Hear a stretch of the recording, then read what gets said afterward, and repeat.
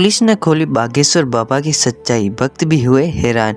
दोस्तों, आपने YouTube पर बागेश्वर बाबा की वीडियो तो जरूर देखी होगी, जिन्हें देखकर आपके भी मन में ये सवाल जरूर आया होगा कि आखिर बागेश्वर बाबा की सच्चाई क्या है। क्या माथे पर टीके लगाए हुए और ये सुंदर चेहरे वाले शख्स जिन्हें लोग बागेश्वर बाबा कहते हैं, क्या यह भी एक सच्चे बाबा है या फिर यह बाकियों की तरह ढोंगी है? दोस्तों, हम आज की इस वीडियो में आपको इस बागेश्वर बाबा के बारे में सब कुछ सच बताने वाले हैं, जिन्हें देखने के बाद आपके भी होश उड़ जाएंगे। तो मेरी तरह आप भी इस वीडियो के अंत तक जरूर बने रहे। लेकिन वीडियो शुरू करने से पहले आपसे एक छोटा सा निवेदन है कि इस वीडियो को लाइक करके हमारे चैनल को सब्सक्राइब जरूर करें और बेल आइकन को ऑल पर जरूर दबाएं, ताकि ऐसे ही नॉलेजेबल वीडियो आपको सबसे पहले देखने को मिले। तो चलिए दोस्तों, शुरू करते हैं आज की इस इंटरेस्टिंग वीडियो को। दोस्तों, आपने आजकल इंटरनेट पर इन लंबे बालों वाले, माथे पर चंदन का टीका लगाने वाले, प्रवचन देने वाले इन शख्स के बारे में तो बहुत सुना होगा। आए दिन इनके वीडियो भी देखे होंगे। क्या आपको मालूम है कि ये एक साधारण शख्स नहीं है? इनके ऊपर बालाजी यानी कि स्वयं हनुमान जी की कृपा है और इनके पास कुछ ऐसी शक्तियां है कि लोगों की मन की बात बिना बोले ही जान लेते हैं और उनके समस्या को पहले ही कागज पर लिख लेते हैं और उसका निवारण भी बता देते हैं। और आजकल तो ये भूत प्रेत भगाने के भी एक्सपर्ट बने हुए हैं। दोस्तों, आजकल सोशल मीडिया पर फेमस होना कोई बड़ी बात नहीं है। कुछ लोग बिना कुछ करे ही फेमस हो जाते हैं, लेकिन जब बात बागेश्वर बाबा की आती है तो इनके लिए तो इनकी जिंदगी बाकी लोगों से काफी अलग है, क्योंकि यह फेमस होने के लिए चमत्कार नहीं करते हैं। इनके चमत्कार करने से ही यह फेमस होते जा रहे हैं और यह आजकल इंटरनेट पर काफी चर्चा में बने हुए हैं।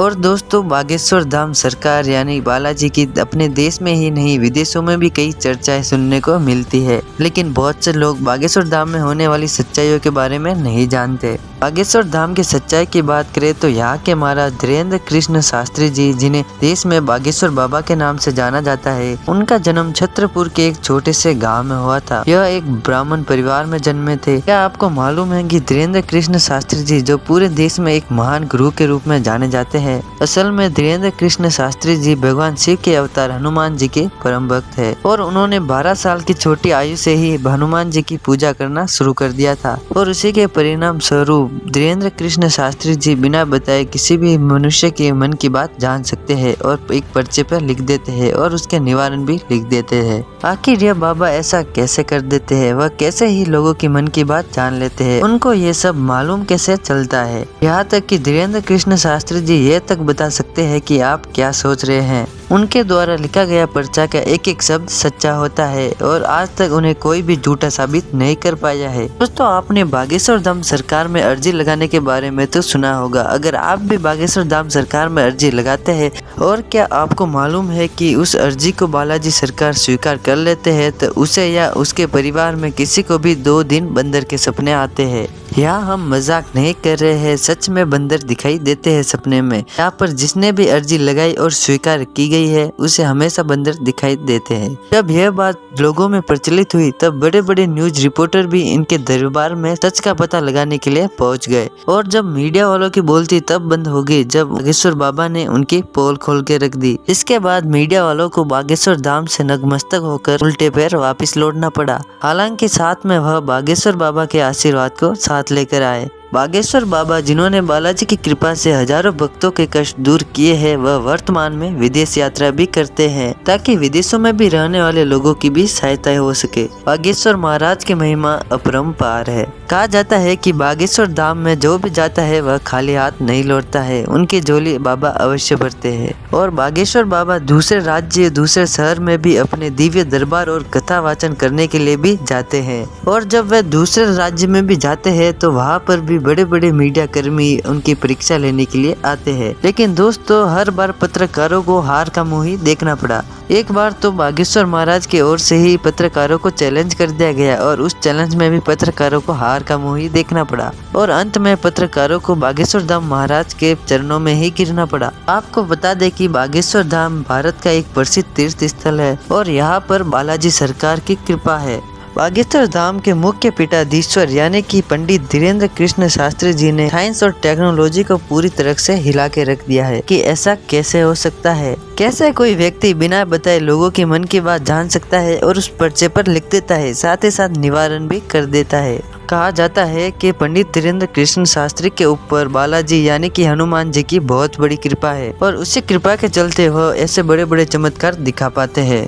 हालांकि यह चमत्कार उनके पास यूं ही नहीं आए हैं, इन्हें पाने के लिए धीरेन्द्र कृष्ण शास्त्री जी ने कठोर परिश्रम किया है, तब जाकर वह बागेश्वर धाम के पीठाधीश्वर बने। दोस्तों, बागेश्वर धाम का इतिहास बहुत पुराना है। बागेश्वर धाम के मंदिर की सच्चाई के बारे में बताते हुए लोग कहते हैं कि यह मंदिर चंडेल कालीन है। सन 1986 में गांव वासियों द्वारा इस मंदिर का निर्माण हुआ था। बागेश्वर धाम मंदिर में अलग अलग प्रकार के चमत्कार होने के कारण इंटरनेट पर चर्चा में बना रहा और कई बार विशाल भंडारे का आयोजन किया। इससे बागेश्वर धाम सरकार की लोकप्रियता बढ़ती गई। आज बागेश्वर धाम सरकार को संभालने वाले यानी कि पंडित धीरेन्द्र कृष्ण शास्त्री जी का जन्म 4 जुलाई 1996 को छतरपुर मध्य प्रदेश में हुआ था। जब वह छोटे थे तो उनका बचपन भी एकदम साधारण बच्चों की तरह ही बीता। उनका परिवार आर्थिक रूप से मजबूत नहीं था तो उन्होंने बचपन में ही कई परेशानियों का सामना किया, लेकिन हनुमान जी के प्रति इनका प्यार इतना ज्यादा था कि हनुमान भक्ति में यह लीन हो गए। इन्होंने सालों तक हनुमान जी की भक्ति करी और आज हम सभी इस भक्ति का परिणाम देख सकते हैं। यहाँ पर बागेश्वर महाराज अपनी शक्ति से अपने भक्तों का कष्ट दूर कर देते हैं और उन्हें एक नया जीवन देते हैं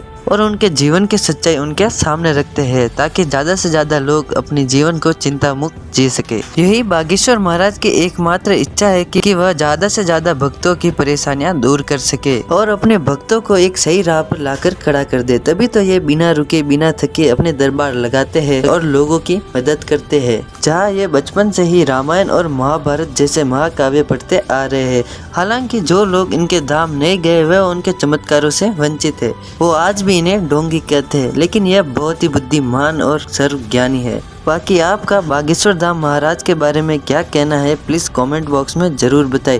यदि ये वीडियो पसंद आया हो तो इस वीडियो को एक लाइक करके हमारे चैनल को सब्सक्राइब जरूर करें। तो दोस्तों, मिलते हैं अगले वीडियो में। तब तक के लिए देखते रहिए विभिन्न ज्ञान की मिस्ट्री द ट्रैवल हिस्ट्री।